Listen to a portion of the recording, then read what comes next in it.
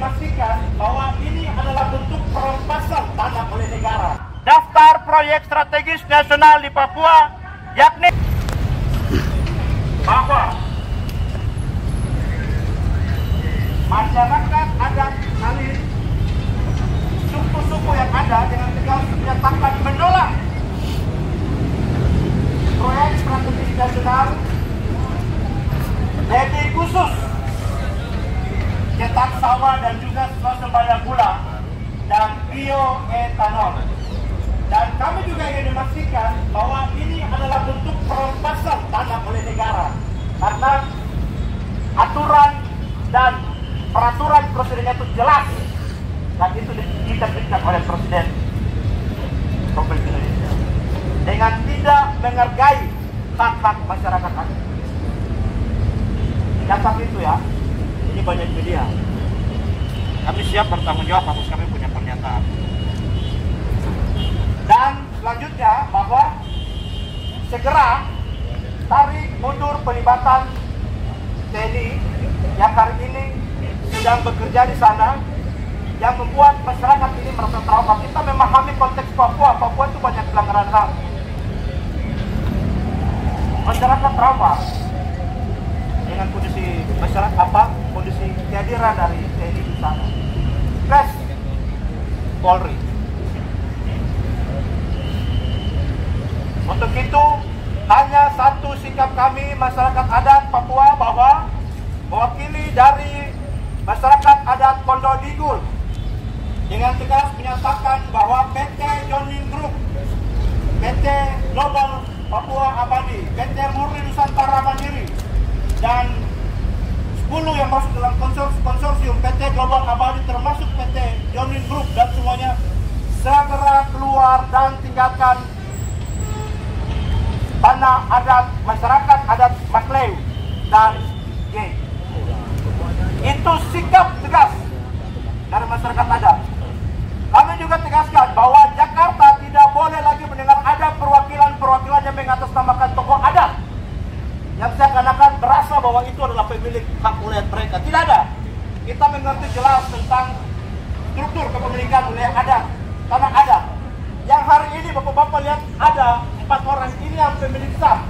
Jadi kalau ada lembaga masyarakat adat abal-abal siluman yang datang mengatasnamakan dan menerima, kami pastikan bahwa itu mereka adalah bukan pemilik, tapi itu adalah elma abal-abal yang dibuat, yang disetting, yang selama ini membangun narasi mengatasnamakan masyarakat pemilik hak wilayah.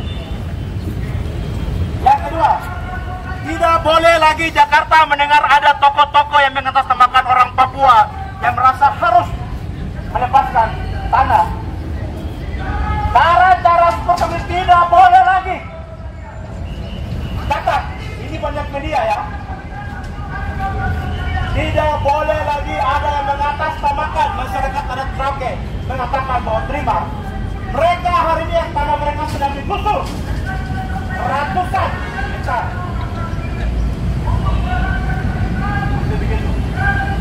Dan hari ini kerusakan terus menggusur. Hari ini perusakan lingkungan secara besar-besaran di Papua Selatan. Penghancuran ekologi. Hari ini orang Marin akan kehilangan identitasnya. Karena hutan adatnya ditambah. Mungkin begitu kawan-kawan, kita akan lanjutkan dengan membacakan pernyataan sikap kita.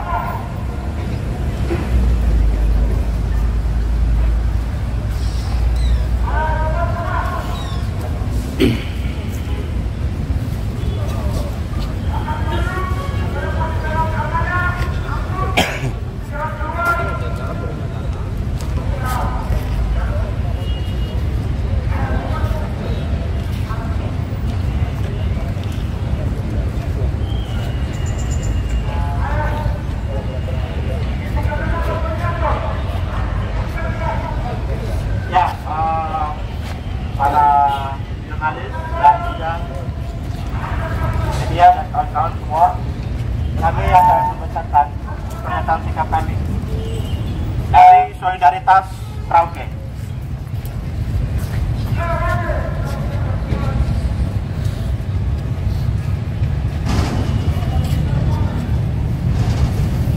pernyataan sikap solidaritas Merauke.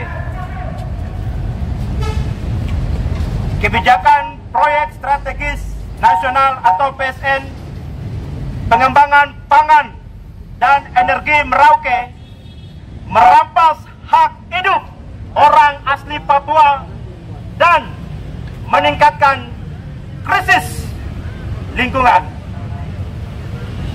Mik tik aman ya tikma kamin anim tanggo.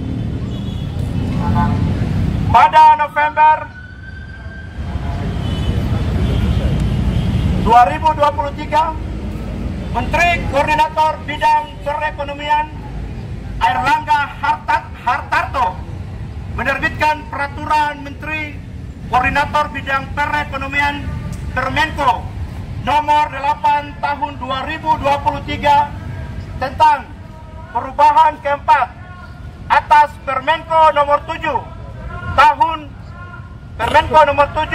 2021 tentang perubahan daftar proyek strategis nasional atau PSN pada November 2023 yang menambahkan daftar proyek strategis nasional di Papua, yakni kawasan pengembangan dan energi Merauke di Provinsi Papua Selatan.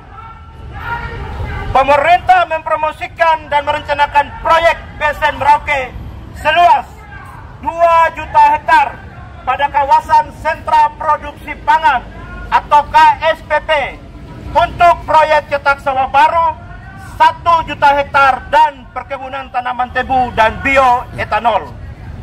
Kawasan KSPP terdiri dari 5 klaster yang tersebar di 13 wilayah distrik. Keseluruhan lokasi proyek food estate PSN Merauke berada pada wilayah adat masyarakat adat Malin, Makleu, Kimahima, dan Yei.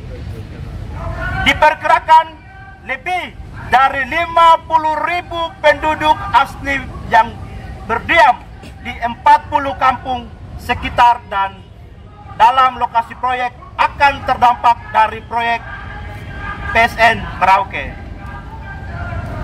Praktik PSN Merauke terbagi dalam 3 proyek. Yang pertama yaitu pengembangan perkebunan tebu dan bioetanol dikelola 10 perusahaan yang didukung Kementerian Investasi, Kepala Badan Penanaman Modal dengan pemberian izin dengan lahan seluas lebih dari 500.000 hektar. Perusahaan ini dimiliki dan dikontrol 2 pengusaha perusahaan perkebunan raksasa dunia, yakni Martias Fangiono dan anaknya Wirastuti Fangiono yang menguasai First Resource Group dan atau FAP Fangiono Agro Plantation Agri Group dan Martua Sitorus, pemilik dari pendiri KPN Corp Group. Yang kedua, proyek optimalisasi lahan atau OPLA pertanian melalui mekanisasi pertanian, pembuatan saluran irigasi, pemberian alat mesin pertanian Alsinta pada 6 distrik, yakni Distrik Kurik, Tanah Merah, Merauke, Semangga, Jagebob, dan Malin dengan lahan seluas 40.000 hektar dan akan diperluas hingga 100.000 hektar yang dikelola oleh Kementerian Pertanian, pemerintah daerah, TNI, petani, dan mahasiswa Polbangtan. 3. Proyek cetak sawah baru dikelola oleh Kementerian Pertahanan dan Kementerian Pertanian perusahaan swasta Jonin Group milik Haji Andi Syamsuddin Arsyad alias Haji Isam dengan lahan seluas 1 juta hektar. Pemerintah daerah dan nasional telah menerbitkan persetujuan kesesuaian kegiatan pemanfaatan ruang atau PKKPR dengan surat rekomendasi pasang kawasan hutan kepada 10 perusahaan perkebunan tebu, pabrik gula, dan bioetanol pada periode 2023 dan 2024 dengan lahan seluas 541.094,37 hektar. Pada Juli 2024, Menteri Lingkungan Hidup dan Kehutanan telah menerbitkan Keputusan Nomor 835 Tahun 2024 pada 12 Juli 2024 tentang kehutanan, tentang persetujuan penggunaan kawasan hutan dan kegiatan pembangunan sarana dan prasarana ketahanan pangan dalam rangka pertahanan dan keamanan atas nama Kementerian Pertahanan Republik Indonesia seluas 13.540 hektar pada kawasan lindung. Kami ulangi ya, 13.540 hektar pada kawasan hutan lindung, kawasan hutan produksi tetap, dan kawasan hutan produksi yang dapat dikonversi di Kabupaten Merauke, Provinsi Papua Selatan, yang berlokasi di Distrik Ilwayap, Guting, Kaptel, Muting.